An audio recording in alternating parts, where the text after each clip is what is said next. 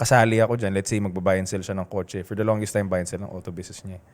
So, ako yung maglilinis ng spark plug. Pagbibili ng auto, ako yung kakatok. O, hanapin mo yung masilya. Boom! Puta, magang-maga yung nakakils ko niyan. Papakatokin ka 5 kotse, kakatokin mo buo. Tayo ng mga, basta kalyo-kalyo yung ganyan mo, kakakatok. Hanapin mo yung masilya. Siyempre, kailangan mahanap mo, di ba? Siya, nahanap niya. Alam na niya kung nasaan, kahit tingin pa lang, alam na niya, di ba? O, kailangan malaman ko ng katok yun. Kung manipis ba? Makapal ba yung masilya? O, tingnan mo yung weather strips. Basta sobrang dami papatrabaho sa'yo. Tapos, spark plug papalinis sa'yo, pre. Spark plug, lilihahin mo. Spray mo nung pangkarburador, ang hapdi sa daliri. Pagtanda ko, malaman ko, Dad, 80 pesos lang pala isa nun eh. Bakit naman papalinis mo pa sa akin? Sasalpa ko pa ulit dun. 80 pesos lang pala yun. Para matuto ka. Para matuto ka. Pero ang pakiramdam ko nun, bonding.